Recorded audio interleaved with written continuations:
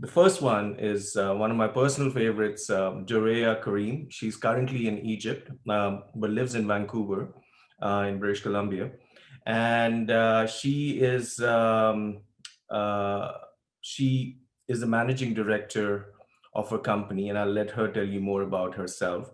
A fantastic speaker, super relevant to architects, urban designers, urban planners, and you know, human beings at large in understanding this field of biogeometry. So without further ado, I would like to welcome Doreya. Doreya, it's good to see you. There you are. It's good to see you. How It's are good you? to see you too. I think I would prefer Abhai's introduction to me than the one I'll give you. Well, first of all, how are you feeling? I know I'm you're in fine. quarantine and you're okay. Yes, I'm in quarantine, day 9, so 2 more days. Yes, right there. Yes. Awesome. Super. So over to you, Doreya. Tell us a little bit about your company, about how you started, about Ibrahim Karim, and um, you know, other aspects that you'd like to cover. Well, thank you for having me, and happy holidays to everybody. And Holidays. I see a few familiar faces in the participants. So hello to some old friends and hopefully some new friends. So a little bit about me. So I've prepared. I have a slideshow with some slides here. It'll allow us to, maybe I'll be able to use them to help kind of support our discussion and jump around in the show. So Sure. Yeah. let me go ahead and share. So biogeometry is a science. It's a design language. So we deal with the energy of shapes and how we can use shapes to enhance quality of life. So when we look at the word biogeometry, if we look at the roots of the word, bio meaning life, geometry, earth measurement. And so basically biogeometry translates to the measurement of the life energy of the earth, including all life systems within it. So we really, when I say including all life systems within it, we basically view the human being as being in constant energy exchange with the environment, being a product of the environment. So a big part of this is when we look at the subtle energy body, and we work with energy of shapes, just like we also work with the subtle energy of the human body.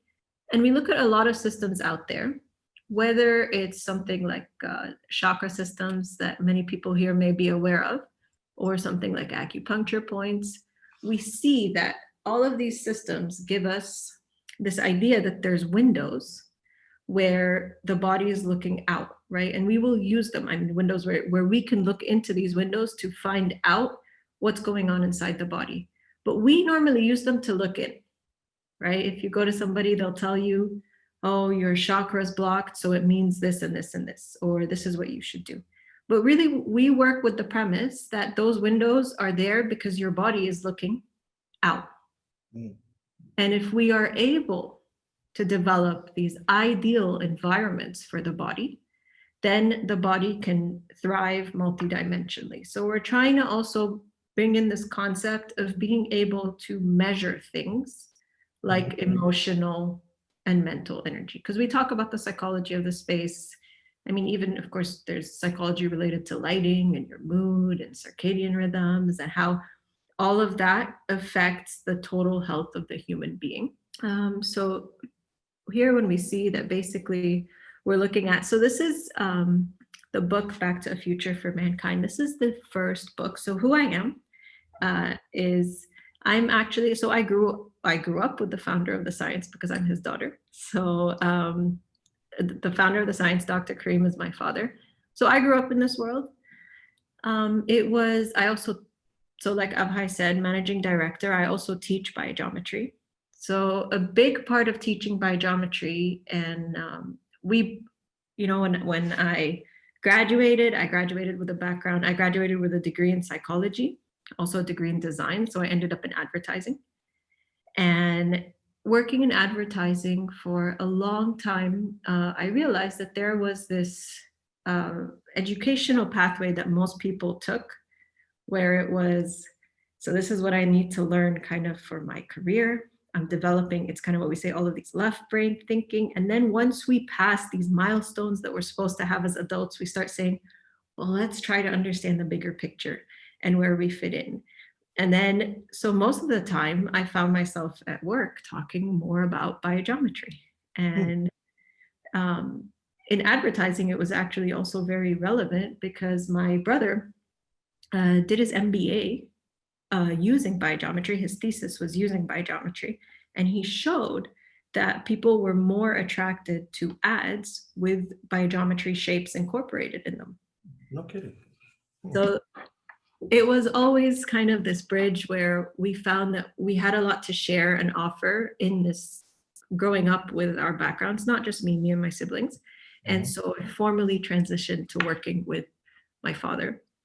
And so when we look here on the side, the first book is Back to a Future for Mankind. So one of the cool things is just being a science of subtle energy. For a while, the book was ranked number 5 on Amazon for home improvement and design energy efficiency. Kind of makes me, the reason I'm smiling is because I think about the architect that kind of thinks this is some kind of book for lead or something when they see energy efficiency, and then they pick up and they see this world of shapes and what their reaction is going to be. But very cool that we had it number 5 on Amazon for a long time under this category. So biogeometry introduces a new worldview for the architecture of the future, where the emphasis is on the health and well-being of the occupants, as well as a beneficent effect on the environment. So besides excellence and innovation in design, it goes much further in providing a totally new, environmentally healthy oriented way of life. So jumping here to the next slide. So I know we've spoken a few times together, so I wanted to shuffle around the usual order of the slides. So please, yeah. But really here, where do we come from in our design language? What are we trying to do? We are trying to work with this concept where we say balancing versus centering. So the energy that we work with, okay, when we talk about energy of shape, so assuming, everybody here is following me, that shapes have energy and a vibration that affects us, so do colors, so do sounds. I mean, there's a lot of interesting things happening right now, even that deals with, basically, we look at all of our sensory experiences as being in resonance and having a qualitative effect on us. So really, in order for us to experience a shape, to see it, it is a vibration that has an effect on the brain. So we work on the complete multidimensional effects of that to produce these environments that are centering environments. So what do we mean by centering? And so this is really the birth of biogeometry. Looking at biogeometry, there's this whole serendipitous story where my father inherited all of these books that had to do with the science called French radiesthesia, which translates to sensitivity to radiation. And it grouped energy effects into specific color qualities. So I mentioned the chakras. Some people do that. They group the chakras into colors. Those familiar with TCM, you're grouping energies into, rather than 7 colors, you're grouping them into 2 yin yang, right? Hey, I'm sorry to interrupt you. I have to ask you, though. Dr. Karim is an architect. Yes, he is. I should. So several of us in this room are architects, and it's a very interesting story for me. So if you don't mind sharing how he actually, being an architect, found or was gifted this knowledge. So maybe you can touch upon that as well as you speak. Yeah. So, as a background, so my father was an architect, and at this point, it's worth it to mention a little bit about my grandfather. So my grandfather was the pioneer of modern architecture in the Middle East, and they did town planning. The company AWA did town planning of a lot of European and Middle Eastern cities. So most of the major Arab capitals the town planning was done through AWA, my grandfather and father's company. And in his later life, my grandfather was especially drawn to ancient Egypt and the esoteric aspects of ancient Egypt. Hmm. So my father was always uh, open to, I would say, this type of knowledge, but he never studied it formally.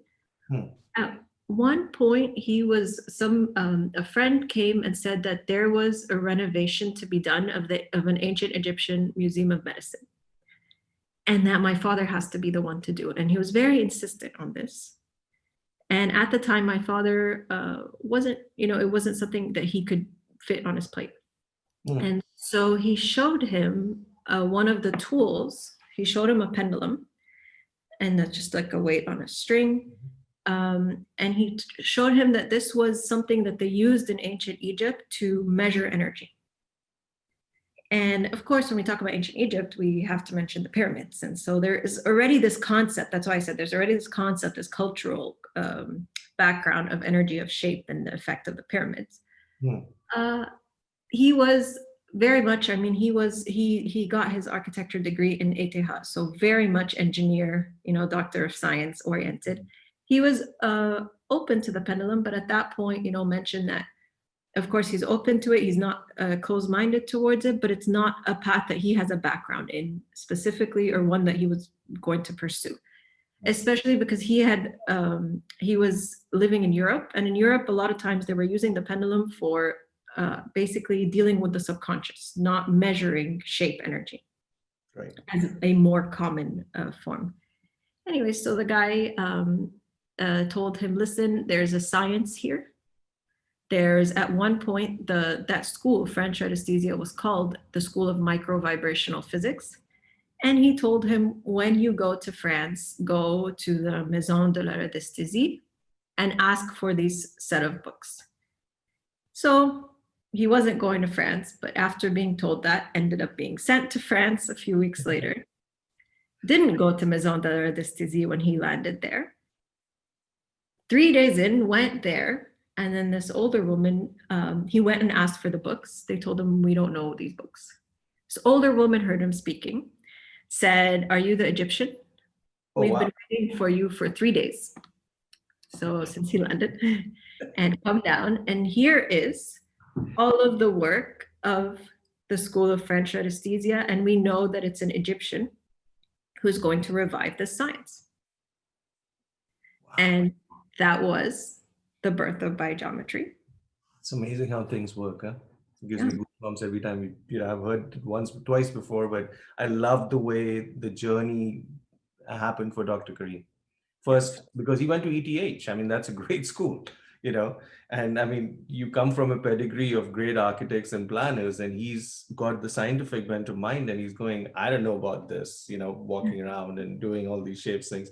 And then your life journey kind of just takes you there. He denies it for the first 3 days, then he's there, and rest is history, because I mean, clearly, for many of us, we know Well, all the you mentioned, that most of the people are listening are architects and designers. And I have to say the science would have only been born if this work was handed to an architect and designer, because a part of it came from, if you're given a science or a way to basically, if you want to look at it, most people would have developed biogeometry as a treatment system, having this knowledge.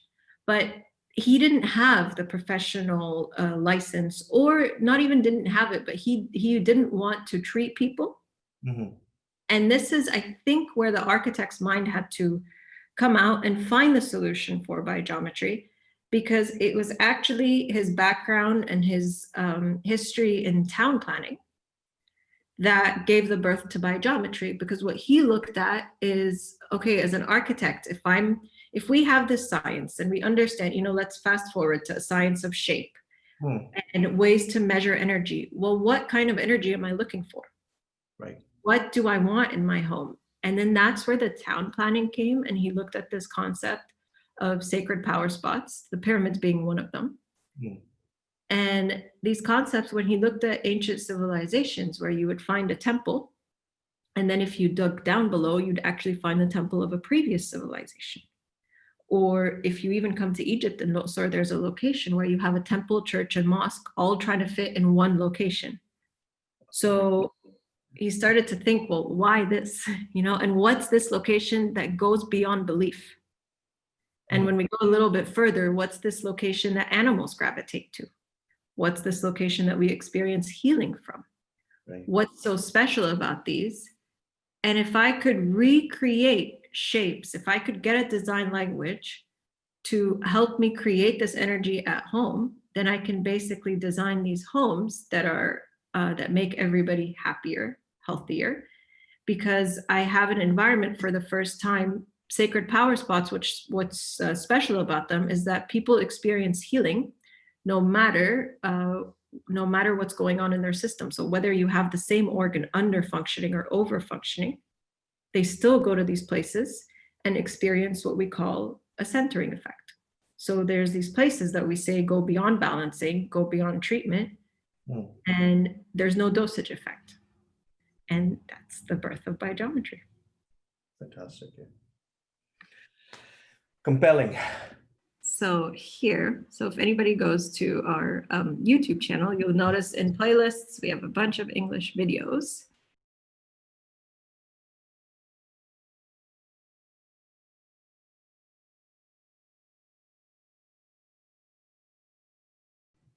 Fantastic. Yeah. Fantastic. And I'm sure there's so many of us who are wondering, okay, how did you do it? What did you do, et cetera, et cetera. But I was going to say that for those of you who want to know more, her website is biogeometry.com. And you also run coaching classes and courses, which is what you're so busy with nowadays, right? Well, we had to switch to online like the rest of the world. Right, right. So for those of you interested, all the information is on the Biogeometry website, and it's a lot of amazing information on that as well as on YouTube. They should just go to your website, right, for most of the information? Yeah, I can share my screen here for 1 second. I Yes. know, and then there's the website, the YouTube, which, like I said, has lots of nice lectures and videos. Fantastic. Yeah. Fantastic. And thank you so much, Doreya, for spending time with us this morning, afternoon in Egypt. And I hope you feel better real soon, all 100%, and, get COVID out. And, and hopefully, we heard the good news this morning that Pfizer has, that there's FDA approval for the vaccine for emergency use. And so I'm figuring that in 3 to 4 months, we'll all be back to normal, and hopefully you'll come and visit us in New York, and we'll be able to host you for a talk here as well. Yes, thank you. Well, I can't wait. We said, well, I can't wait for you to take me out to dinner in New York. We talked about some nice restaurants and meals. That's what I'm excited about. It was March 24th, 25th, 26th, I think, when you were going to do your coaching here in New York, and I was going to attend. And then March 15th, 13th, whatever, everything started shutting down. Yeah, I haven't taken the subway in 9 months. Yeah, so when maybe when we reconvene, we will definitely. I mean, yeah, if we pick up where we left off was me heading to New York. That's right. That's right. That's right. Well, fantastic, Doreya. Good to see you, and give Holidays to all. best regards to Dr. Karim and your whole family who's involved in this, all lovely people. And thank you again for spending time with us today. No, you're welcome. And I look forward to spending time with everybody else.